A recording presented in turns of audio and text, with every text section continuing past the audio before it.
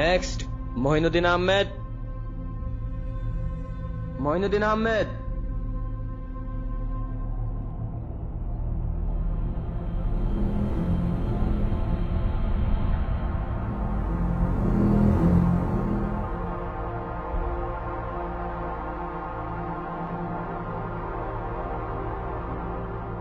তো বলুন মিস্টার মঈনুদ্দিন সাহেব, কেমন আছেন আপনি?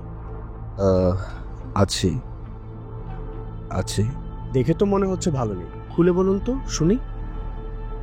ইদানিং খুব বাজে একটা স্বপ্ন দেখছি। বাজে স্বপ্ন? আসলে স্বপ্নটা হচ্ছে এমন, আমার ঘুমের মধ্যে মনে হয় আমি আমার পায়ের নখ দিয়ে আমার স্ত্রীর চোখ তুলে নিচ্ছি।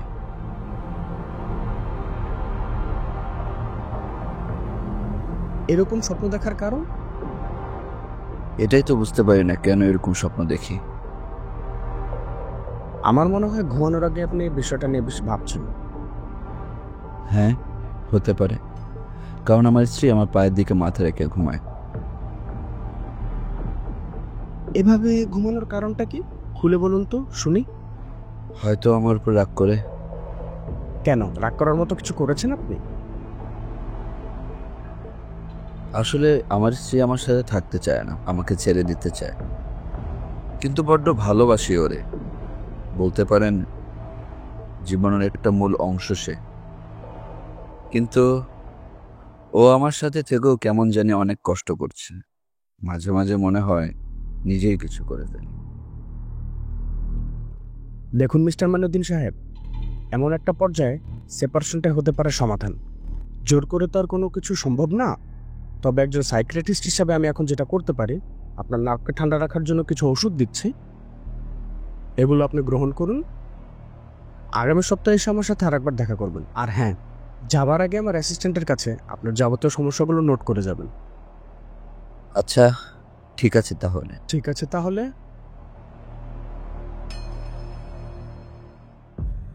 আপাতত ওষুধগুলো খান আর আমাকে জানাবেন কি হচ্ছে। জি, তাহলে আসি। ওকে।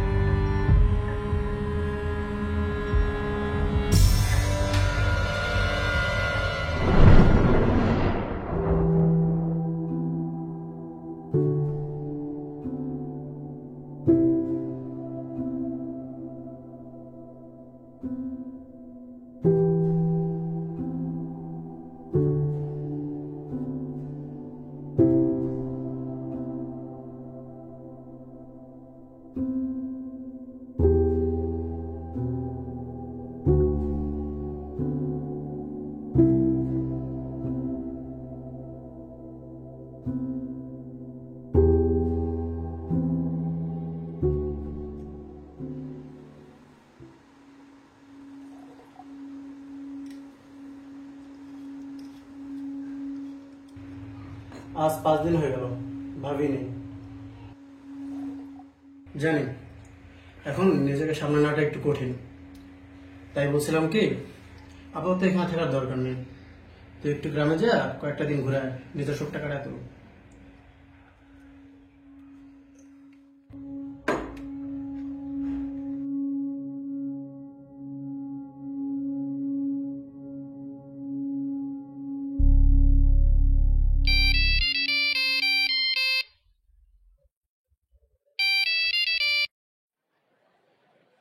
আসসালামু আলাইকুম আতিক ভাই, কেমন আছেন?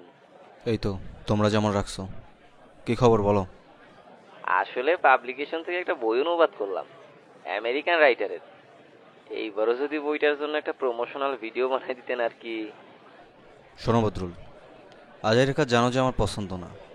বই পাবলিশ করছো ভালো কথা, তোমার পাবলিকেশনের লেখকদের দিয়ে প্রমোট করাও। আমাকে টানতেছো কেন? ভাই, থ্রিলার বই লেখকদের দিয়ে প্রমোট করালে তো কাজ হবে না। আপনি একজন ডিটেকটিভ মানুষ, আপনি প্রমোট করলে মানুষের আস্থা বাড়বে। না করবেন না বড় ভাই, দোহাই লাগে। আচ্ছা ঠিক আছে বদরুল, রাখি এখন, সময় পেলে করে দিব। হ্যাঁ, তো মিস্টার মঈনুদ্দিন আহমেদ। মঈনুদ্দিন আহমেদ, আপনার স্ত্রী সিলিন্ডার বিস্ফোরণে মারা যায় প্রায় 4 সপ্তাহ হয়েছে।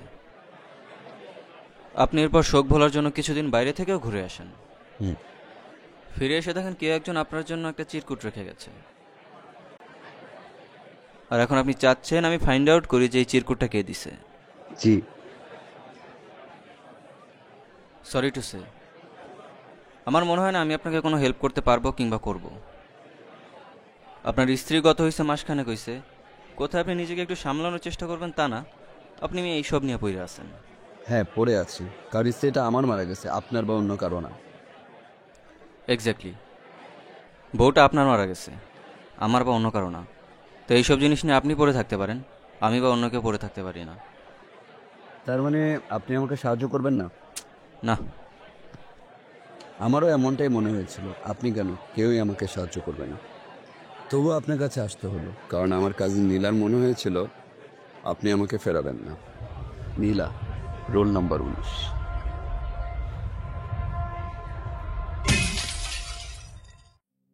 আর তুমি তুমি নিজে কি করছো? নিজের টাকা নিজের কাজ, শুধু নিজে। বেশি বাজে কথা বলতেছো, একদম অনেক সহ্য করছি আমি। আমি সহ্য করি নাই।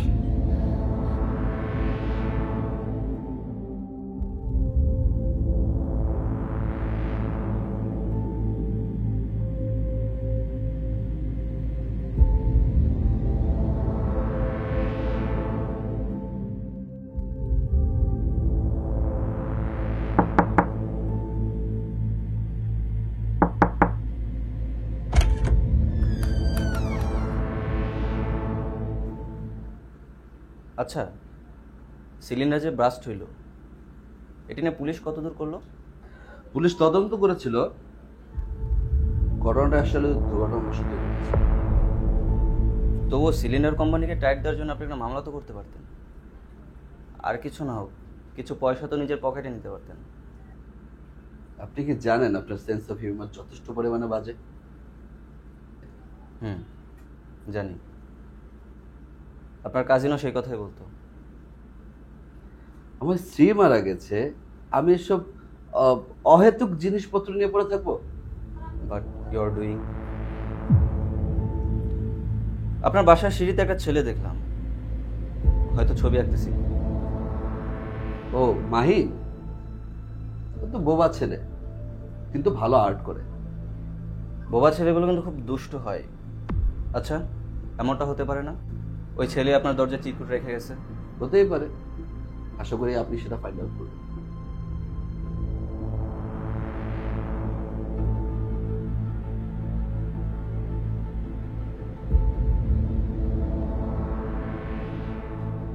শাইলার মাকড়সার প্রতি ভীতি ছিল প্রবল, তাই যখন যা পেত। দেখুন মিস্টার মনিউদ্দিন সাহেব, আপনার রিলেটিভদের মধ্যে আমি একটা খোঁজ চালাইছি, কিন্তু আপনার স্ত্রীর মৃত্যুতে যে কেউ খুশি হবে এই ব্যাপারটা আমি কারোর ভিতর দেখি নাই। তাই আসলে আমি বুঝতেছি না কিভাবে, কোন দিকে আমি আগাবো। হয়তো আমার আপন মানুষদের ভিতরে এমন কেউ নেই, তবে আছে একজন। সে হয়তো মনে করতে পারে শায়লার মৃত্যুতে আমি হ্যাপি হব। মনসুরটা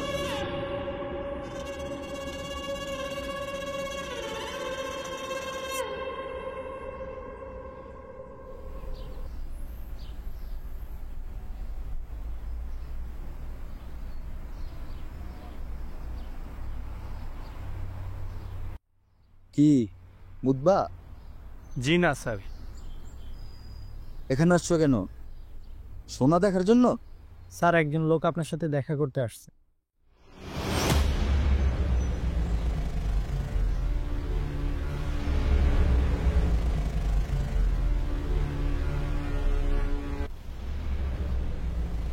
এতদিন পর হঠাৎ? আসার তো ইচ্ছা ছিল না, তো আসলি কেন? তোরা যখন তোদের ডিউটিটা না পালন করতে পারোস তখন তো আমাদের আশাই লাগে। আরে বেটা আমি বলি তোরে শোন, বউ মারা যাওয়া বেটার মাথা আরো বেশি হয়ে গেছে। কেন আগেও কি মাথা হলানো ছিল নাকি? আরে হ বেটা, আরে বেটা ওনার এরিয়া তো আমার আন্ডারে। অ্যাক্সিডেন্ট হওয়ার পর একটা তদন্ত তো করাই লাগে। তো করলাম, ঝামেলা নেই কোনো, সিলিন্ডার ওকে ছিল, হয়তো চুলা জ্বালাইতে গিয়ে মহিলা কোনো ঝামেলা পাকাইছে। আমি বললাম ভাই কিছুই তো পাইলাম না, তাও এক কাজ করেন, একটা কেস ফাইল করেন সিলিন্ডার কোম্পানির নামে, ভালো একটা অ্যামাউন্ট পেয়ে যাবেন। আমিও সেম কথাই বলছিলাম। ভদ্রলোক আমারে যা রিপ্লাই দিচ্ছে, তোরে কিছু বলে নাই? কিছুই বললো না, কতক্ষণ তাকায় থাকলো, পরে বললো উনি ওনার ডাক্তারের কাছে যাবে। আমার মনে হয়েছিল তোর কাছে এসে কোনো ইনফরমেশন পাওয়া যাবে, কিন্তু কিছুই পেলাম না। সরি দোস্ত, আসলে ইনফরমেশন দেওয়ার মতো কিছুই নেই।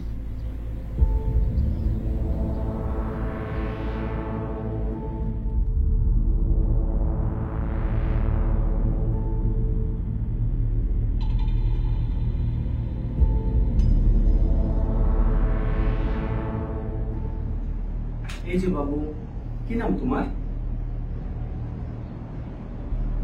কার সাথে এসেছো এখানে? সাইফুল, সাইফুল, সাইফুল। জি স্যার। এই বাচ্চার মা বাবা কোথায়? স্যার ওর মা বাবা আসেনি। তুমি করোটা কি, থাকো কোথায়? এতটুকু বাচ্চা এখানে কিভাবে আসলো? স্যার ও পেশেন্ট, নাম লেখাইছে। এতটুকু বাচ্চা পেশেন্ট? মাথা ঠিক আছে তোমার? ওকে এখনই নিয়ে যাও, ঠিকানায় পৌঁছে দাও। স্যার এসে যেহেতু গেছে একবার শুনেই নিন না। যা বলেছি তা করো, ওকে নিয়ে যাও।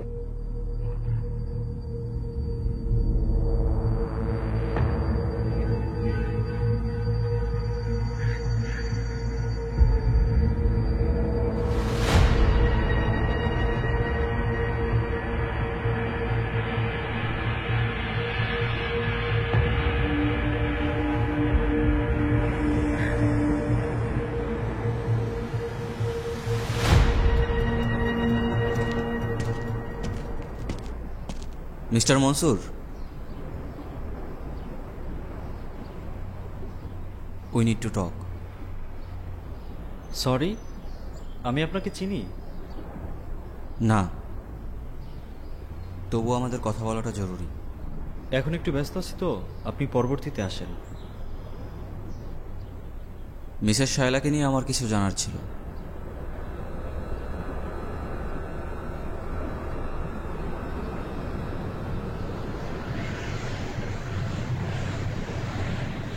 সত্যি বলতে আমরা দুজন দুজনকে ভালোবাসতাম, আমাদের বিয়ে করার প্ল্যান ছিল, এমনকি শায়লা ওর হাজবেন্ডকে ডিভোর্স পর্যন্ত দিতে চাচ্ছিল।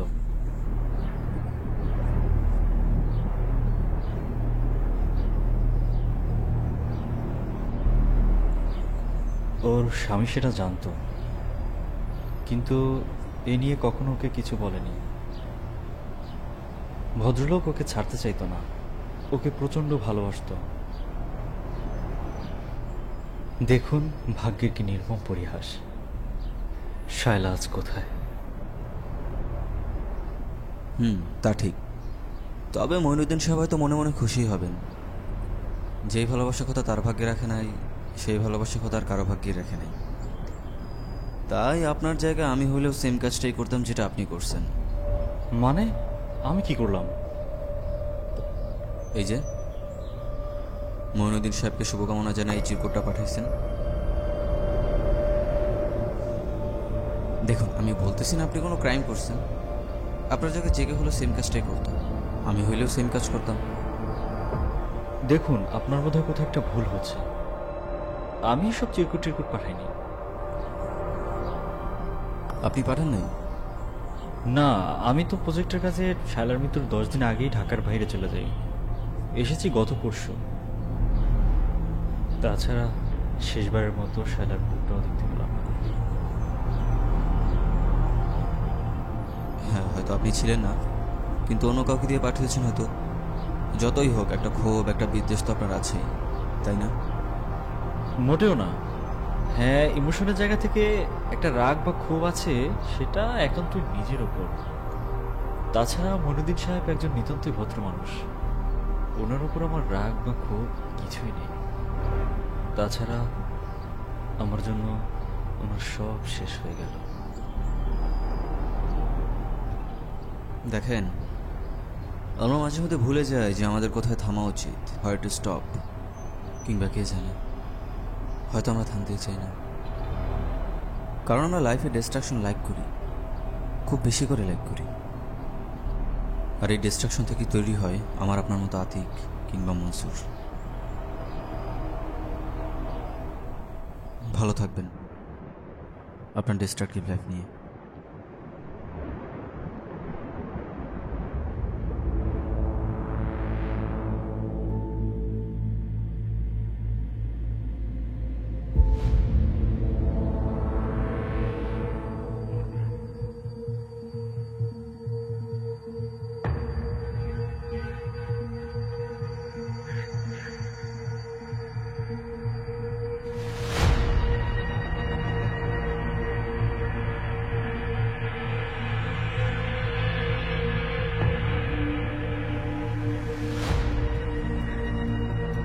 সরি মিস্টার মনিউদ্দিন সাহেব, আমার পক্ষে যতটা করা সম্ভব আমি করেছি, কিন্তু কিছুই পেলাম না। তাই ব্যাপারটা নিয়ে না আগানোই ভালো।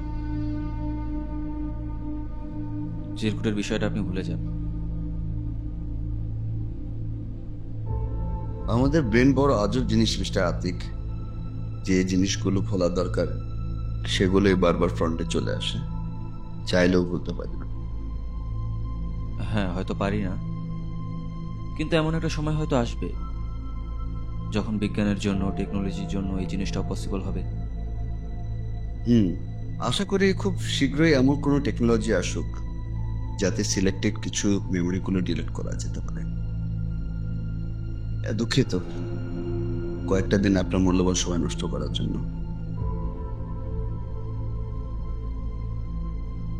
Anything for roll number 19। আসি তাহলে।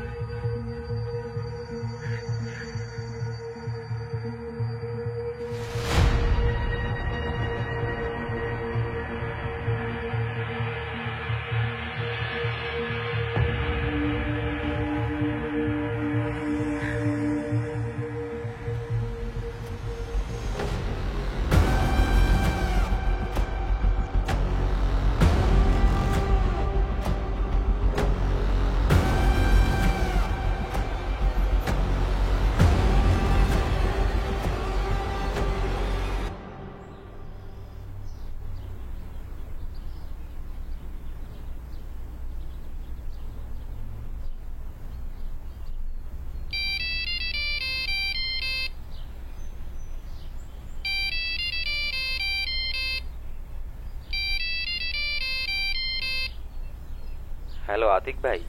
হ্যাঁ বলো ভাই, বই তো পার্সেল করে পাঠিয়ে দিছি, আপনি শুধু ভাই ভিডিওটা করে দিয়ে। আচ্ছা ঠিক আছে, করে দিচ্ছি আজকে কালকের ভিতরে। রাখি এখন।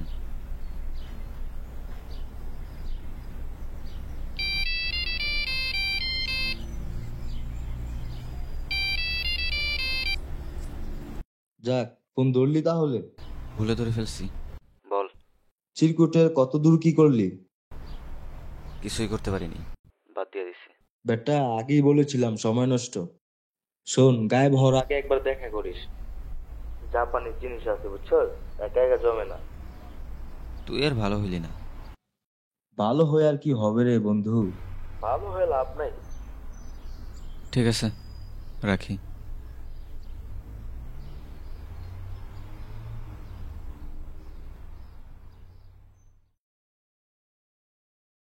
স্যার। হ্যাঁ বলো। স্যার, বাচ্চাটাকে তো নিয়ে আসা হয়েছে। কোন বাচ্চা? ওই যে গত পরশুদিন বাইক অ্যাক্সিডেন্ট হইল। ওর কোনো আত্মীয় স্বজন পাওয়া যায়নি? খোঁজ নিছি, কোনো আত্মীয় স্বজন পাওয়া যায় নাই। একটা মামা থাকে, তাও বিদেশে। ওর মামার কাছে খোঁজ লাগাও। না স্যার, সম্ভব হয় নাই। বাচ্চাটা ভয়ে কিছুই বলছে না। তোমাদের দিয়ে কিচ্ছু হবে না। ওই বাচ্চাটাকে আমার এখানে নিয়ে আসো। Okay sir.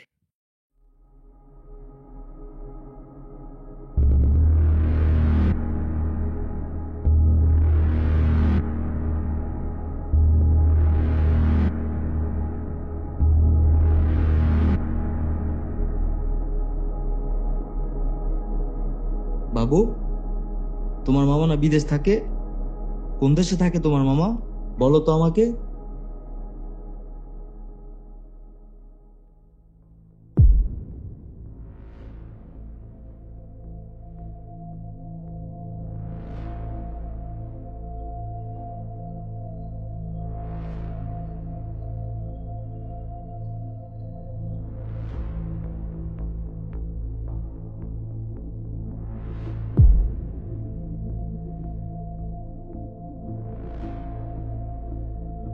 দুই দিন আগে এই ছেলের বাবা মাই মারা গেছে। কিভাবে মারা গেছে? অ্যাক্সিডেন্টে।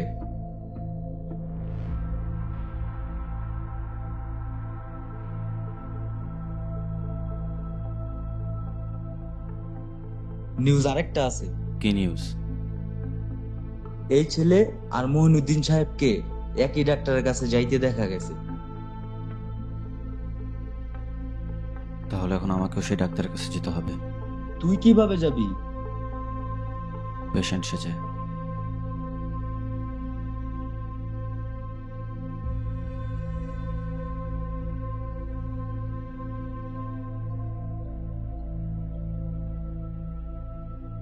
তো মিস্টার সজল, কেমন যাচ্ছে আপনার দিনকাল? ভালো না।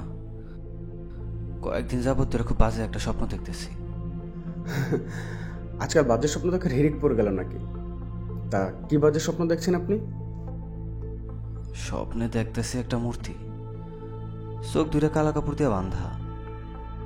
আমারে খালি কইতাছে, তুই ভুল না, তুই ঠিক।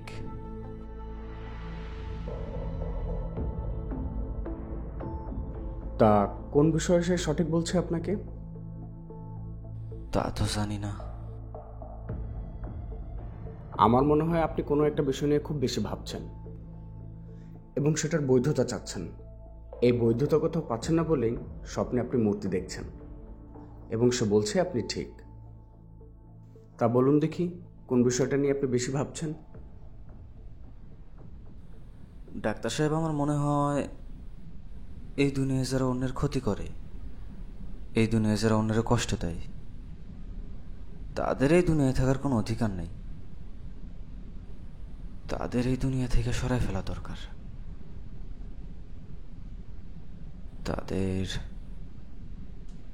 তাদের মাইরা ফেলা উচিত। এটাই কি আপনার কাছে সমাধান মনে হচ্ছে? আমার কাছে তো ডাক্তার এইটাই কার্যকরী সমাধান। দেখুন, আমরা নিজের অজান্তেই অনেককে অনেক সময় অনেক কষ্ট দিয়ে ফেলি।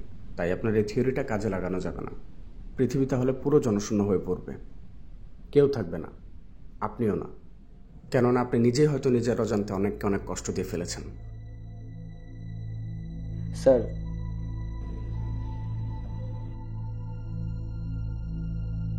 আপনার মিটিংয়ের সময় হয়ে গেছে। গাড়ি আপনার জন্য নিচে অপেক্ষা করছে। আপনার এখনই বেরিয়ে পড়া উচিত।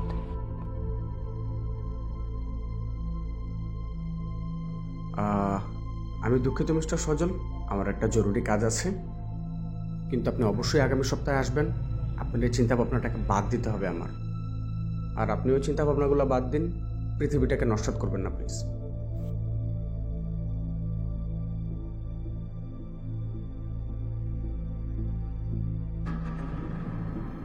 কিছু কি পাইলি?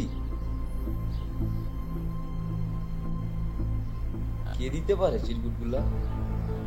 ব্যাপারটা চিরকুটের ভেতর নাই, ব্যাপারটা চিরকুটের থেকেও বেশি কিছু মনে হইতেছে। তো জিনিসটা ফাইন্ড আউট করবি কেমনে? জানি না।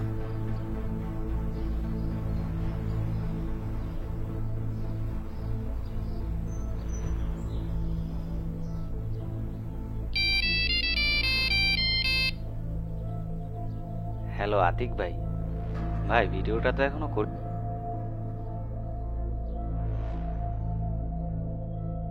হ্যালো এভরিওয়ান, প্রতিবারের মতো ঝরা ফাগুন পাবলিকেশনস এবারও আপনাদের জন্য নিয়ে এসেছে চমৎকার এক থ্রিলার বইয়ের অনুবাদ। আমেরিকার বিখ্যাত রাইটার এডগার এলেন পোয়ের এই বইটি আপনাদের রাতের ঘুম কেড়ে নিবে। বইটিতে দেখানো হয়েছে কিভাবে এক খুনি একের পর এক খুন করে চলেছে, তাও খুব স্বাভাবিকভাবে। আশা করি বইটি আপনাদের পছন্দ হবে। আজই অর্ডার করুন ঝরা ফাগুনের ফেসবুক পেজ থেকে। ধন্যবাদ।